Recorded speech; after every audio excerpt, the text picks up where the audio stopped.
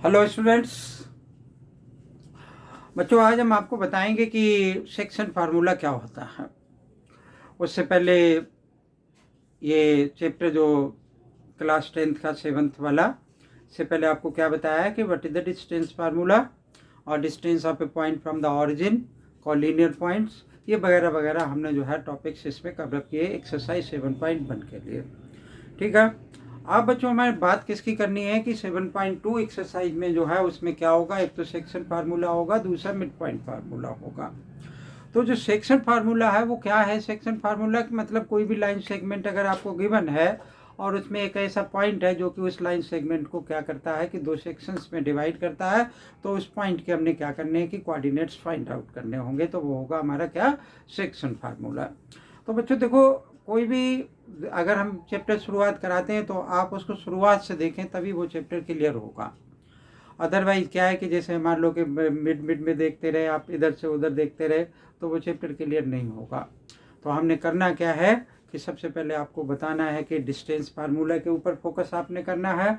Distance formula 7.1 exercise थी जो कि मैंने इससे पहले अपलोड कर रखी है। आप उसमें ये भी बताया कि कौन सा इंपॉर्टेंट क्वेश्चन है, किस टाइप का क्वेश्चन पेपर में आया करता है।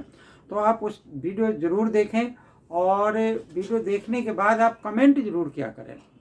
कमेंट करने से क्या होता है कि हमें ये मालूम पड़ता है कि आपको कितनी पसंद आई है। ठीक है। अगर अच्छी नहीं लगेगी तो हम हो सकता है कि और एफर्ट करें कि कुछ और तरीके से बताया जाए, ऐसा पॉसिबल हो सकता है। ठीक है।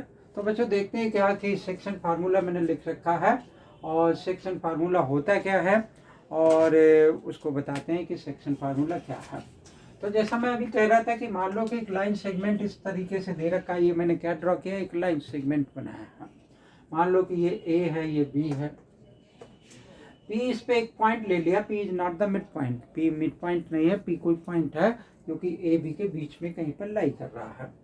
इसका कोऑर्डिनेट हमने सपोज कर लिया एक्स वाई है, ए का कोऑर्डिनेट है x1 और y1 और इसका कोऑर्डिनेट है x2 और y2। ठीक है। तो ए पी और पी भी हमारे पास क्या हो गए, दो सेक्शंस हो गए, मतलब ए पी और रेशियो पी भी, ये हमारे पास दो सेक्शंस हो गए। तो हम इसको क्या मान सकते हैं कि मान लो कि ए पी को मैंने एम मान लिया और ए पी बी को मैंने एन मान लिया, तो ये मैं क्या लिख सकता हूँ, एम रेशियो एन के बराबर लिख सकता हूँ। ऐसा भी लिख सकता हूँ A P divided by P B is equal to M by N. अब है क्या कि ए पी और पी बी की रेशियो वैल्यू फाइंड आउट कर लें कार्टेशियन प्लेन से, यहाँ पर पुट कर दें तो, और एम और एन से क्रॉस मल्टीप्लीकेशन कर दें तो हमारे पास एक्स वाई की वैल्यू आ जाएगी। तो पहली बात, पहले तो हम ये लिख लें कि what is the section formula, यानी ये एक्स और वाई की वैल्यू निकालनी है हमने। तो एक्स इज इक्वल टू क्या होगा, M X two plus N X one divided by M plus N. Y is equal to क्या होगा, M Y two plus N Y one divided by M plus N. ये तो section formula है। तो हो सकता है कि कुछ बच्चे इंटरेस्टेड हो कि how to find that section formula, मतलब कहाँ से आया ये सेक्शन फार्मूला। तो हमने क्या किया कि कार्टेशियन प्लेन बनाया, इसमें ये एक लाइन सेगमेंट बना लिया, इसमें ये जो पी पॉइंट था सपोज कर लिया, यहाँ पर मान लिया, ये ए पॉइंट यहाँ आ गया। ठीक है। ये बी पॉइंट है, इस तरीके से यहाँ से एक ट्रायंगल ये बन गया। दूसरा हमने क्या किया कि एक परपेंडिकुलर ऐसे ड्रॉ कर दिया और एक इस तरीके से। ठीक है। ए का कोऑर्डिनेट क्या है, x1 y1 है, पी का कोऑर्डिनेट क्या है, x और y है, और बी ये है, इसका कोऑर्डिनेट क्या है, x2 और y2 है।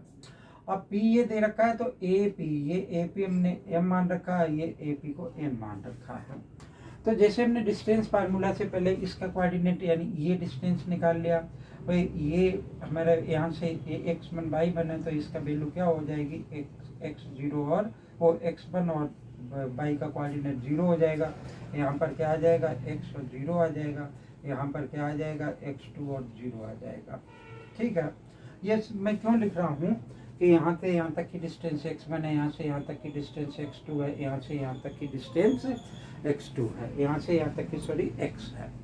ओके। ऐसे ही बाई एक्सिस पे भी लिख सकता हूँ मैं कि इसके अगर यहाँ पर देखोगे आकर के तो इसकी वैल्यू यहाँ पर क्या हो जाएगी, 0/1 हो जाएगी, इसकी वैल्यू क्या हो जाएगी, 0/2 हो जाएगी, और इसकी वैल्यू क्या आ जाएगी, इस तरीके से ऊपर की तरफ देखें मैं तो 0 और बाई 2। तो मुझे इसकी वैल्यू निकालनी पड़ेगी, इसकी वैल्यू निकालनी पड़ेगी, इसकी वैल्यू निकालनी पड़ेगी, इसकी।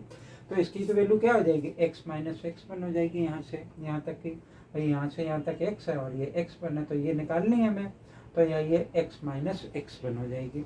तो ये कितनी आ जाएगी, x माइनस एक्स वन आ जाएगी। ठीक है, ऐसे ही यहाँ से यहाँ तक x2 है और यहाँ से यहाँ तक x है, तो x2 माइनस एक्स हो जाएगी। यहाँ से यहाँ तक क्या है, बाई 2 है, और बाई यहाँ से यहाँ तक कितनी दे रखी है, बाई दे रखी है। तो इसका कुछ नेमिंग कर देते हैं, ABC लिख लिया, यहाँ पर D लिख लिया। ठीक है, तो और दूसरा मुझे क्या चाहिए, इसकी वैल्यू चाहिए। तो इसकी वैल्यू बच्चों बाई माइनस क्या हो जाएगी, ये मेरा कितना है, बाई 1 के बराबर है, तो ये आ गया है बाई माइनस बाई 1 के बराबर हो जाएगा PD की वैल्यू। अब हमारे पास काम क्या होगा बच्चों, ये ट्रायंगल और इस ट्रायंगल को हम सिमिलर प्रूव कर देंगे।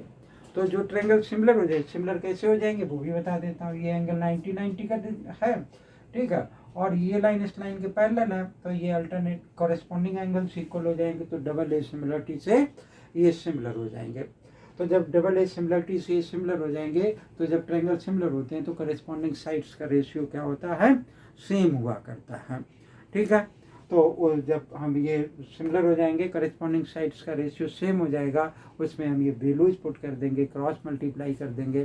तो हालांकि वो कभी भी प्रूफ करने के लिए नहीं आया, तो अगर आपने प्रूफ देखना तो इससे पहले भी मैं इसका प्रूफ करा चुका हूँ, तो वहाँ से क्या निकल करके आ जाएगा, ये सेक्शन फार्मूला निकल करके आ जाएगा। तो एक तो ये कंसेप्ट था बच्चे, ये एक कंसेप्ट था। दूसरा कंसेप्ट क्या है कि if we want to find the ratio, यानी ये तो सेक्शन फार्मूला हो गया, अब हमें क्या निकालना, find the ratio. Find ratio कभी क्वेश्चन में पूछा जाता है कि find the ratio between such and such points, यानी P का ये जो P एक्स वाई है ना, एक्स वाई की जगह कुछ दे रखा होगा इसने, तो AP रेशियो PB की वैल्यू फाइंड आउट करनी है, यानी x और y की वैल्यू रेशियो, यानी तो हम उसको क्या मान लेते हैं कि जैसे हमें दे रखा है m रेशियो n, तो हम उसको k रेशियो 1 सपोज कर लेते हैं और k की वैल्यू फाइंड आउट कर देते हैं। तो k की वैल्यू जो फाइंड आउट होगी, वो k की वैल्यू जो होगी हमारी क्या हो जाएगी, रेशियो के फॉर्मेट में हो जाएगा। ठीक है, यानी वो रेशियो निकल आएगा। तो क्वेश्चन करेंगे तब वो और क्लियर होगा। उसके बाद एक बच्चों क्या होगा, मिड पॉइंट फार्मूला होगा। Mid point formula, mid point formula उसमें क्या है, P will be the mid point. मान लो इसको रब कर देता हूँ, pause the video and copy it, then we have write next one.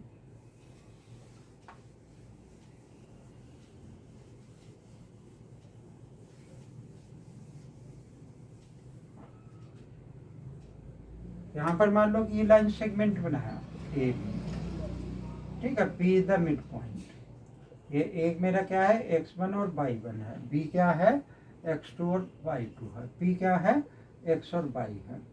तो अब यहाँ मैंने लिख दिया कि P is the mid point, P is mid point.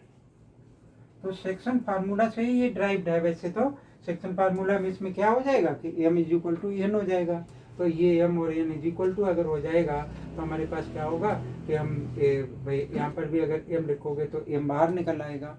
ठीक है, तो और m और n इक्वल है, तो m की जगह पे n पुट कर देंगे, तो बाहर m निकल आया तो m से m कट जाएगा। तो फार्मूला हमारा क्या बन जाएगा इस हिसाब से कि x is equal to x1 plus x2 और डिवाइडेड बाई 2, और y is equal to y1 plus y2 और divided by 2। That will be the mid point formula. बहुत यूज होगा इसको, ये सर्कल में भी यूज होगा, जाकर के बहुत जगह यूज होगा। पैरेललोग्राम के डायगोनल से एक दूसरे को बाइसेक्ट करते हैं, वहाँ पर भी ये यूज होगा। रोम्बस में भी ऐसा हो सकता है, तो हम इसका यूज करेंगे मिड पॉइंट फार्मूला का। फिर बच्चों एक और होता है, वो क्या है कि सेंट्रॉइड ऑफ द ट्रायंगल। हालांकि हमारी बुक में नहीं दे रखा है, लेकिन हमें अवेयर होना है उससे। What is the centroid of the triangle, तो यहाँ मैंने लिखा कि centroid of the triangle, centroid of the triangle. Centroid बच्चों क्या होता है, point of concurrency of the medians of the triangle, and each median divide each other into 2:1। ठीक है, तो ये मीडियन क्या होता है, ये बात आप पहले से अवेयर हैं बहुत। ये मीडियंस हैं, और एक मीडियन एक दूसरे को किस पे काटते हैं, जिस पॉइंट पे काटते हैं उसको हम सेंट्रॉइड कहते हैं, और उसको G से डिनोट करते हैं। ये मान लिया मैंने x y, ये A B C D E और F, ठीक है। मीडियन अपोजिट साइड के मिड पॉइंट पर मिलता है और सेंट्रॉइड एक दूसरे को 2:1 का इंटरसेक्ट करता है। ए का कोऑर्डिनेट x1 और y1 मान लिया, बी का कोऑर्डिनेट x2 और y2 सपोज कर लिया, सी का कोऑर्डिनेट x2 और x3 और y3 सपोज कर लिया। ठीक है, तो हमारे x पाई की वैल्यू क्या हो जाएगी, x is equal to x1 plus x2 plus x3 divided by 3, y is equal to क्या है, y1 plus y2 plus y3 divided by 3।